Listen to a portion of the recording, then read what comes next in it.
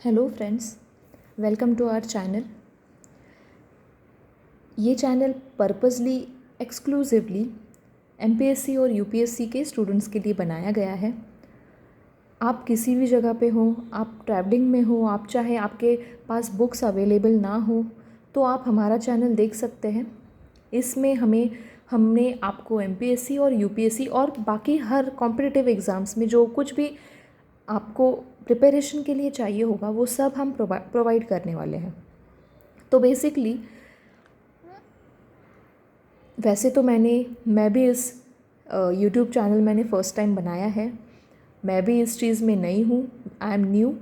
तो मुझसे अगर कोई गलती हो जाए तो आप प्लीज़ समझ लेना, जस्ट अंडरस्टैंड मी। और मेरी भी प्रैक्टिस बढ़ेगी और जैसे जैसे मेरी फ्लुएंसी बढ़ेगी तो मेरी भी इसमें एक्सीलेंस होगी और मैं आपको और बेटर तरीके से एक्सप्लेन कर पाऊँगी। इससे आपकी भी पढ़ाई होगी और मेरा भी रिवीजन हो जाएगा। अभी हम बहुत सारे सब्जेक्ट्स जो होते हैं, जैसे फॉर एग्ज़ाम्पल अभी हम स्टार्ट करने वाले हैं पहले तो ज्योग्राफी से। बहुत सारे सब्जेक्ट्स हैं, तो कुछ मटेरियल जो है वो इंग्लिश में होगा, कुछ मटेरियल मराठी में भी होगा बिकॉज ऑफ एमपीएससी।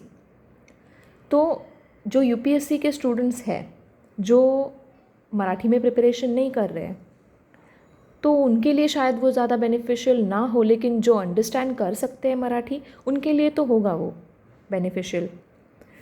और दूसरी बात, जो मराठी अपना जो एमपीएससी कर रहे हैं उनके लिए तो मराठी तो ऑब्वियसली वो तो होगा ही, प्लस उनको इंग्लिश में भी एफिशिएंसी होनी ही चाहिए, मुझे ऐसा लगता है। मेरा ऐसा मानना है कि जो एमपीएससी कर रहे हैं उनकी मराठी में भी प्लस इंग्लिश में भी उतनी ही अच्छी एफिशिएंसी होनी चाहिए, because it is the need of the hour. You should know English as well as Marathi. So अगर इंग्लिश में भी प्रिपरेशन कर रहे हो या मराठी में प्रिपरेशन कर रहे हो, both are languages same, syllabus तो सेम ही होने वाला है।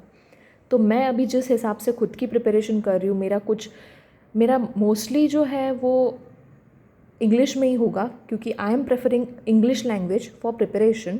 और कुछ चीज़ें जो इंग्लिश में नहीं है अवेलेबल फॉर एमपीएससी वो तो मराठी में करनी ही पड़ेंगी, उसके लिए ऑप्शन नहीं है। तो अभी जैसे पहला सब्जेक्ट हो गया ज्योग्राफी, हम किस तरह से जाएंगे मैं आपको बता देती हूँ। पहले तो हम स्टेट बोर्ड्स कंप्लीट करेंगे, उसके बाद एनसीईआरटी कंप्लीट किया जाएगा, उसके बाद आते हैं रेफरेंस बुक्स।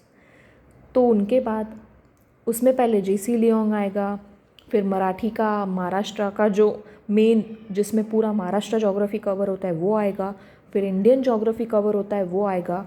इनमें GC Leong is very very very important, pre में भी, प्रीलिम्स में भी और मेंस के लिए भी।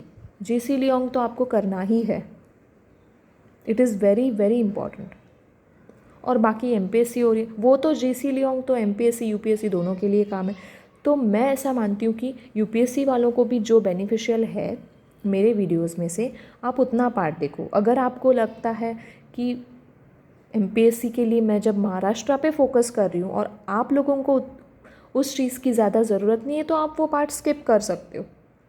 जिसको जैसी ज़रूरत है उस हिसाब से आप वीडियोस देख सकते हो। लेकिन जो कुछ भी है आपको इन वीडियोस में से फ़ायदा तो 100% होने वाला है। अगर आपका पहले से क्लियर हुआ मतलब पढ़ाई आपने कर ली है तो आपका रिवीजन ही हो जाएगा। आप ट्रैवलिंग में हो या कहीं पे भी हो, आपके लिए एक इजीली मटेरियल अवेलेबल हो जाएगा। सो इसी बात के लिए मैंने ये स्टार्ट किया है और मेरा भी ये फर्स्ट टाइम एक्सपीरियंस है। यूट्यूब चैनल मैंने फ़र्स्ट टाइम जॉइन किया है, ऐसा कुछ मैंने पहली बार ऐसा सोचा है। तो मैं भी इसमें कोई तीसमार खान तो हूँ नहीं। सो प्लीज़ अगर मुझसे कोई गलती हो जाए तो मैं आपसे रिक्वेस्ट करती हूँ कि आप मुझे समझ के ले, और मुझे यही उम्मीद रहेगी कि आप लोग मुझे सपोर्ट करेंगे, कोऑपरेट करेंगे और मुझे हेल्प करेंगे कि मैं और ज़्यादा अपना चैनल ग्रो कर सकूँ, उन स्टूडेंट्स तक ये सब नॉलेज पहुंचा सकूं जिन्हें अवेलेबल नहीं है मटेरियल। ठीक है, तो अभी फर्स्ट सब्जेक्ट जो है ज्योग्राफी। अभी हम बेसिक स्टैंडर्ड 6 से ही स्टार्ट करेंगे, बहुत बेसिक से हम स्टार्ट करने वाले हैं। तो ये जो सारे के सारे स्टेट बोर्ड की बुक्स हैं, उसके बाद आएगा एनसीईआरटी, फिर आएगा जीसी लियोंग, और फिर महाराष्ट्र ज्योग्राफी जो भी है वो बताया जाएगा आपको। लेकिन पहला तो यही करना पड़ेगा हमें, बेसिक से ABCD से शुरुआत तो करनी ही पड़ेगी। सो अभी हम, और हाँ, ये सब जो है स्टेट बोर्ड जो है वो सब इंग्लिश में होगा। एनसीईआरटी तो वैसे भी इंग्लिश में ही करना पड़ेगा, स्टेट बोर्ड भी इंग्लिश में से ही होने वाला है।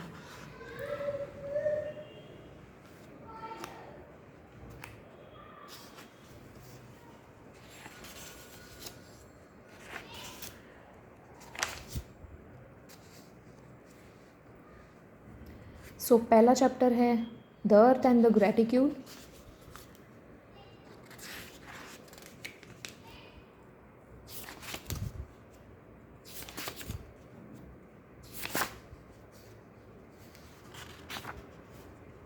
तो सो बेसिकली मैं आपको खाली एक्सप्लेन करूँगी और आप देखते जाइए। अभी इस अर्थ एंड द ग्रेटिट्यूड वाले फर्स्ट पेज पे तो इतना कुछ खास है नहीं। नेक्स्ट पेज देखते हैं हम।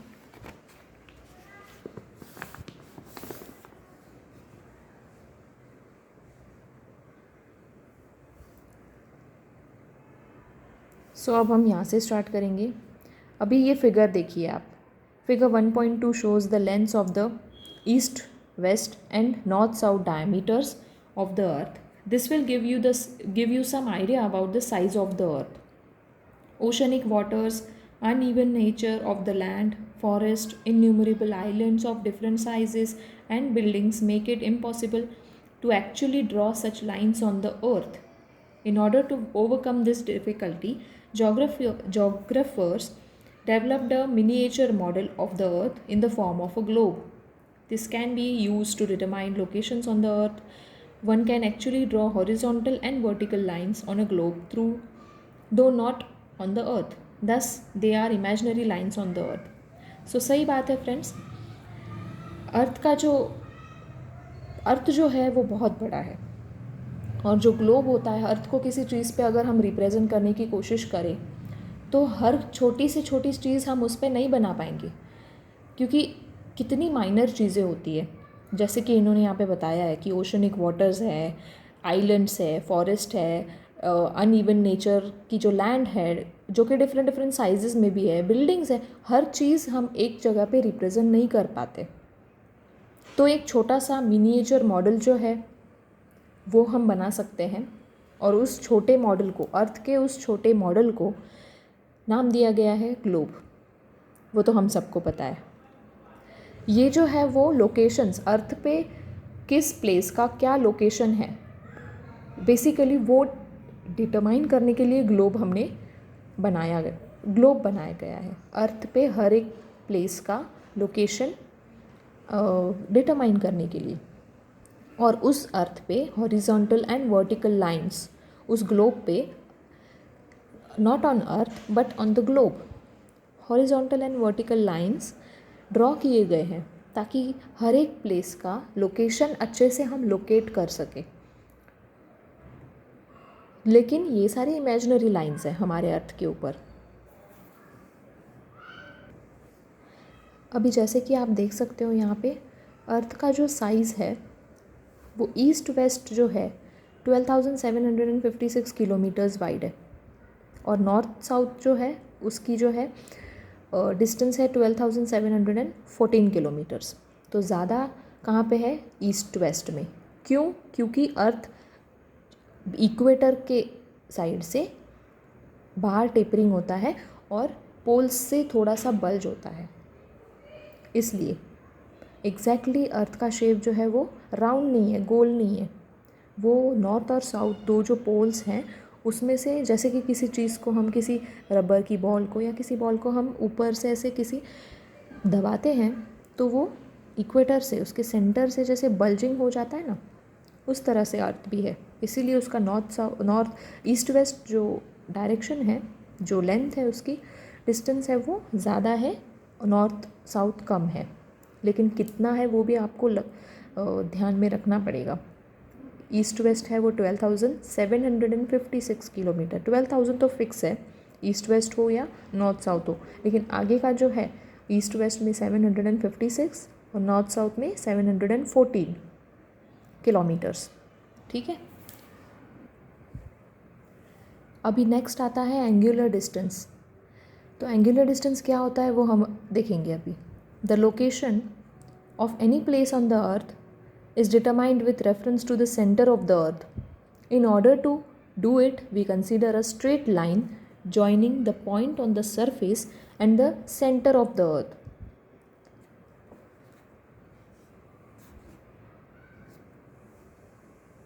At the center, it makes an angle with the plane of the equator. The measure of this angle is used in determining the locations. For example, in figure 1.3, the measure of angle XMV is 30 degree. That is, its angular distance from the equator is 30 degree. So यहाँ पे basically आपको angular distance बताना है with reference to equator. अभी देखो जो M है वो है center, जो X है वो अर्थ के सरफेस पे एक रैंडमली कोई पॉइंट मार्क किया हुआ है। तो अभी इसका एंगुलर डिस्टेंस हमें कैसे पता चलेगा। इक्वेटर जो है वो ये है, वो उसका एंगल है 0 डिग्री पे है, तो ये और ये जो है उसको, इस पॉइंट को और इस पॉइंट को जॉइन होने वाली जो ये लाइन है उसका और इक्वेटर का जो ये है साइड है उसके बीच का जो एंगल है वो है 30 डिग्री। ठीक है, विथ रेफरेंस टू हम इक्वेटर देख रहे हैं ना, तो इक्वेटर के रेफरेंस से अगर एक्स का हम देखें तो 30 डिग्री एंगुलर डिस्टेंस है। और उसी के साथ साथ एक्स को अगर हम देखें उसके रेफरेंस से अगर हम एक प्लेन बनाएं अर्थ पे इक्वेटर से जो पैरेलल हो, ऐसा अगर हम कोई एक प्लेन बनाएं तो उस प्लेन पे हर एक पॉइंट, जैसे कि अभी एक्स उस प्लेन का एक पॉइंट है, उसी तरह हर एक पॉइंट उस प्लेन का इक्वेटर से 30 डिग्री के डिस्टेंस पे ही होगा, 30 डिग्री का ही एंगुलर डिस्टेंस होगा। सिमिलरली यहाँ पे एक वाई पॉइंट लिया हुआ है रैंडमली, तो विथ रेफरेंस टू इक्वेटर उसका एंगुलर डिस्टेंस है 60 डिग्री। और अभी अगर इसके रेफरेंस से भी अगर हम एक प्लेन यहाँ पे बनाएं तो उस प्लेन पे भी हर एक पॉइंट जो है उसका भी एंगुलर डिस्टेंस इक्वेटर के रेफरेंस से 60 डिग्री ही होगा विथ रेफरेंस टू इक्वेटर। सो ये था एंगुलर डिस्टेंस। अभी हम देखेंगे पैरेलल्स ऑफ लैटिट्यूड क्या है। तो यहाँ पे हमें एक एक्टिविटी दी गई थी कि ये जो आपको ग्लोब दिख रहा है उस पे V1 V2 है, बीच में X है, ये अपना इक्वेटर है और ये एक इलिप्स बनाया हुआ है।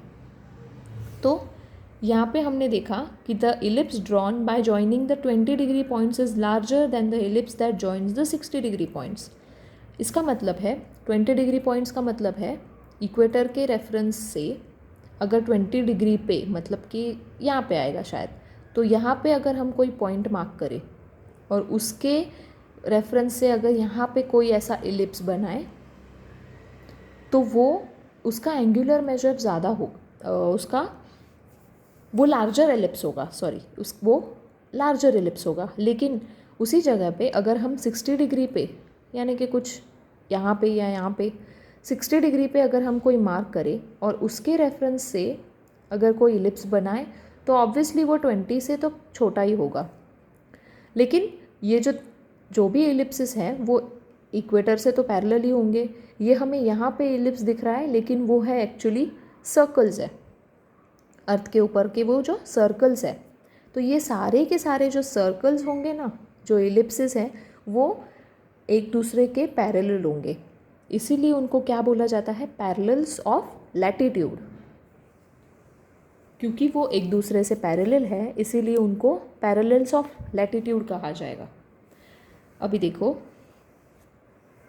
Note that these lines appear to be ellipses in the diagram. On the globe they are circles. The circle thus created at some angular distance from the center of the earth are parallel to one another. वही मैंने आपको बताया कि किसी angular distance पे, equator से किसी भी एंगुलर डिस्टेंस पे अगर आप एक सर्कल बनाओ तो हर एक सर्कल इक्वेटर से पैरेलल होगा। Hence they are called parallels of latitudes. इसीलिए उनको पैरेलल्स ऑफ लैटिट्यूड्स ऐसा नाम दिया गया है। The values of parallels are angular measures expressed in degrees, और इस हर एक पैरेलल का एंगुलर मेजर होगा जो कि होगा डिग्रीज़ में। आप इस डायग्राम में भी देख सकते हो, ये जो सर्कल्स बनाए हुए हैं डिग्रीज़ में है, 0 degree, 10 degree, 20 degree, 30 degree, 40 degree, 50 degree, 60, 70, 80, 90। जो 0 डिग्री वाला होगा वो जो सर्कल होगा वो सबसे बड़ा होगा, और जो 90 डिग्री वाला सर्कल होगा वो सबसे छोटा सर्कल होगा। तो इससे पता चलता है कि इक्वेटर से अगर हम पोल्स की तरफ जाएं तो एंगुलर मतलब कि सर्कल का जो डायमीटर है, जो सरकमफरेंस है, वो कम कम होता जाएगा, लेकिन उसका जो एंगुलर डिस्टेंस है वो पोल्स की तरफ बढ़ता जाएगा, है ना। So the degrees of the parallels are measured from the equator as shown in the 1.5. That is why the equator is considered as 0 degree parallel. Equator को क्या बोला जाता है? 0 degree parallel. It is the largest parallel and also a great circle. Equator जो होता है, equator पे जो सर्कल होता है, ध्यान से सुनना, उसको 0 डिग्री पैरेलल बोला जाता है। ये सारी चीज़ें हमें अभी इजी लग रही हैं, लेकिन इन्हीं कुछ चीज़ों की वजह से एग्ज़ाम में कन्फ्यूजन हो सकता है। एग्ज़ाम में हमारा जो साइकोलॉजी होता है वो थोड़ा डिफरेंट होता है, छोटी छोटी सिली मिस्टेक्स भी हो सकती हैं। इसीलिए जब भी आप पढ़ रहे हो ना, उस चीज़ को लाइटली मत लो, उसको सीरियसली ध्यान दे के सुनो और ध्यान में रखो। लॉजिक बनाओ अपने मन में एक कोई, जिससे आपको अच्छे से याद रहे वो चीज़। सर्कल पे जो 0 डिग्री पे जो सर्कल होता है वो सबसे बड़ा होगा ऑब्वियसली, क्योंकि इक्वेटर पे है। इसको 0 डिग्री पैरेलल बोलते हैं, और it is the largest parallel, उसको ग्रेट सर्कल बोला जाता है। The angular distance of other parallels towards north and south goes on increases away from the equator. मैंने आपको बताया एंगुलर डिस्टेंस इंक्रीज होता जाएगा अवे फ्रॉम द इक्वेटर। अभी आगे देखो, explain the meaning of the term equator. Equator मतलब क्या हो सकता है? As the name suggest, equator मतलब किसी चीज़ को इक्वेट करना, इक्वली डिवाइड करना, इक्वली 2 पार्ट्स में डिवाइड करना। कोई भी चीज़ अगर किसी चीज़ को 2 पार्ट में डिवाइड कर रही है, अभी हम अर्थ के बारे में बात कर रहे हैं, तो बीच वाली उस लाइन को कहेंगे इक्वेटर। इक्वेटर के नॉर्थ में नॉर्थ हेमिस्फीयर होगा और साउथ में साउथ हेमिस्फीयर होगा। The equator bisects the earth into north and south parts. The one to the north is called the northern hemisphere. Equator के नॉर्थ पार्ट पे उसको northern hemisphere बोलेंगे, and the one to the south is southern hemisphere, southern hemisphere बोलेंगे। Towards the north and the south of the equator parallels of latitude progressively become smaller and smaller. मैंने आपको पहले भी बताया, equator से जैसे हम पोल्स की तरफ जाएंगे, जो पैरेलल्स ऑफ लैटिट्यूड हैं वो छोटे छोटे होते जाएंगे। हालांकि जो एंगुलर डिस्टेंस है वो तो बढ़ता जाएगा, लेकिन पैरेलल्स ऑफ जो लैटिट्यूड हैं वो इक्वेटर से पोल्स की तरफ छोटे होते जाएंगे। ऑन द ग्लोब और अर्थ पे भी, ग्लोब पे भी और अर्थ पे भी, at the north and south ends of the earth's axis they appear as points. तो इतना छोटा होता जाएगा वो पोल्स की तरफ जाते जाते, सर्कल इक्वेटर अपना ये जो सर्कल बनाते हैं हम, वो इतना छोटा होता जाएगा कि वहाँ पे पोल्स पे तो वो एक पॉइंट दिखेगा, एक पॉइंट के ऐसे पॉइंट जैसा ही रहेगा, वो एज अ पॉइंट अपीयर करेगा वो। These are called north pole. ये नॉर्थ पोल हुआ और ये साउथ पोल हुआ। While mentioning the value of a parallel, it is necessary to mention whether it is in the northern hemisphere और southern hemisphere. सही बात है, हम किसी भी चीज़ का अर्थ के ऊपर बता सकते हैं ना कहाँ पे है, कौन से डायरेक्शन पे है, वो भी तो बताना पड़ेगा कि नॉर्थ में है कि साउथ में, इक्वेटर के ऊपर है या नीचे है, कैसे पता चलेगा। तो उसके लिए आगे देखिए, the parallels from the northern hemisphere are refer to as 5 degree north. उसको ऐसा लिखा जाएगा 5 degree n, that is 5 degree north, 15 degree north, 30 degree north and so on. whereas the parallels from the southern hemisphere are referred to as 5 degree south, 15 degree south and so on. A line joining all the places located to the north of the equator at an angular distance of 30 degree is 30 degree north parallel. Equator से angular distance 30 पे अगर कोई point हम locate करें तो उसको north 30 degree north parallel बोला जाएगा. उस पैरेलल को 30 डिग्री नॉर्थ पैरेलल बोला जाएगा.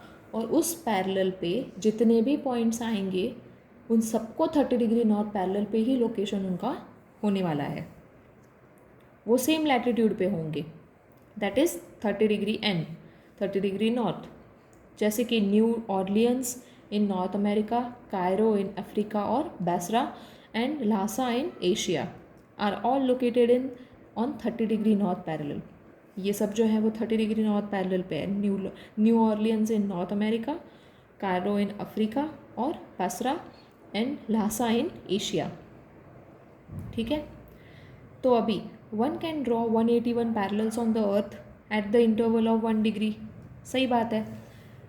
कैसे 181 देखते हैं हम. यहाँ से 0 डिग्री को तो छोड़ दो, उसके बाद 1 आएगा, 2 आएगा, 3 आएगा, ऐसे 90 तक जाएगा. तो 1 to 90 यहाँ का 90 हो गया. फिर सदर्न हेमिस्फेयर पे भी सेम होगा. 0 को छोड़ दो, उसके बाद आएगा 1 to 90. तो यहाँ का 90 और यहाँ का 90 दोनों मिला के हो गया 180.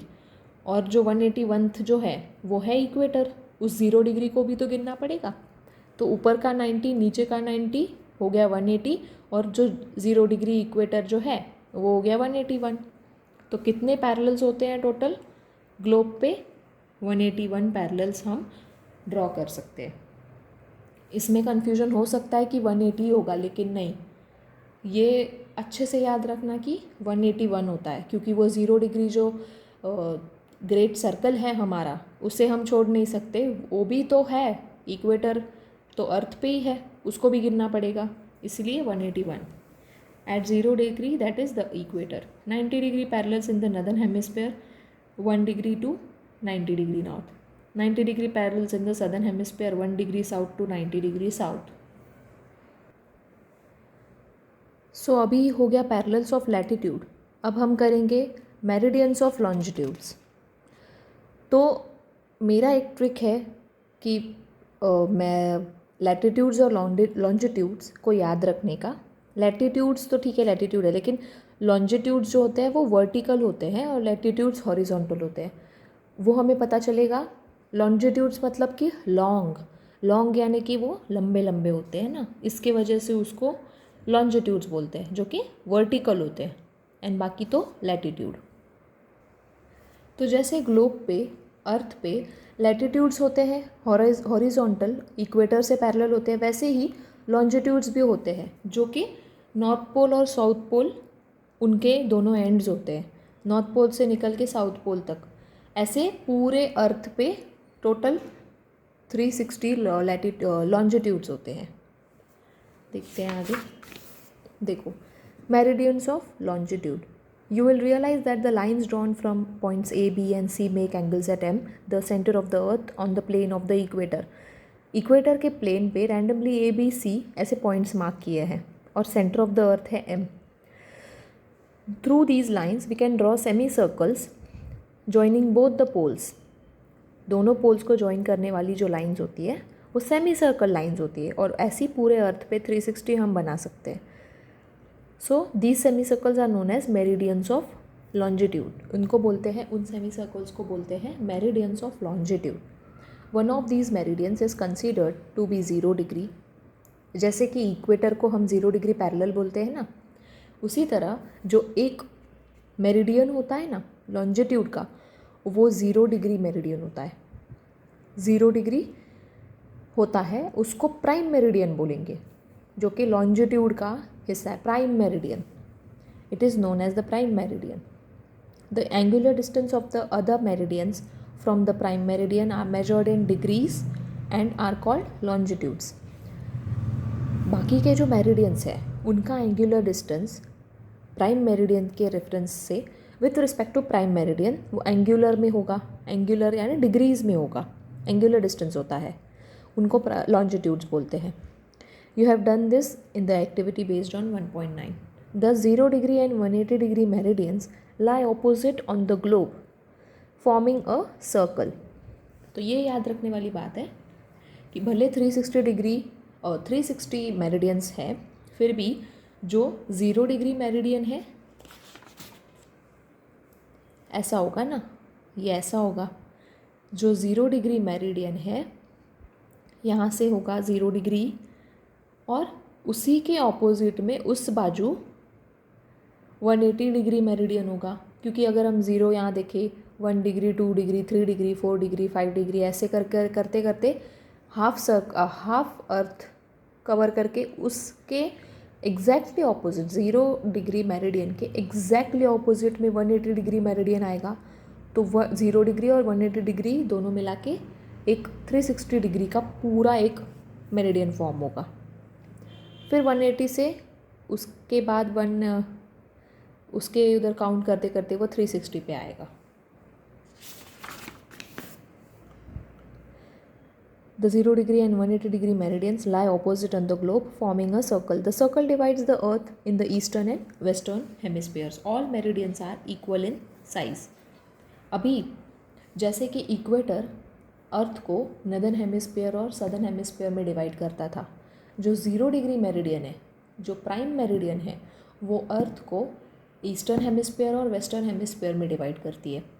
लेकिन एक बात नोट करने वाली ये है कि जब इक्वेटर नदर्न हेमिस्फीयर और सदर्न हेमिस्फीयर को डिवाइड करता है तो जो एंगुलर डिस्टेंस है वो बढ़ते जाता है और सर्कल का जो है सर्कमफरेंस भी कम होता जाता है। जैसे जैसे हम पोल्स की तरफ जाएंगे तो वो सर्कल स्मॉलर एंड स्मॉलर होते जाते हैं। लेकिन मेरिडियंस में ऐसा नहीं है। भले ही लैटिट्यूड्स इक्वेटर से पोल तक जाने तक smaller and smaller in size होते जाएं, लेकिन मेरिडियंस कभी भी छोटे या बड़े नहीं होंगे। मेरिडियंस इक्वल रहते हैं क्योंकि हर एक मेरिडियन अर्थ का पूरा एक 360 डिग्री कवर कर रहा है, इसीलिए सारे के सारे इक्वल होंगे। क्योंकि हर एक मेरिडियन नॉर्थ पोल और साउथ पोल से होता हुआ जा रहा है ना, इसलिए all meridians are equal in size. The circle divides the earth in the eastern and western hemispheres. Meridians in the eastern hemisphere are labeled as 10 degree east and so on, while in the western hemisphere they are labeled as 10 degree west and so on. 30 degree east is the semicircle that joins all places at an angular distance of 30 degree from the prime meridian.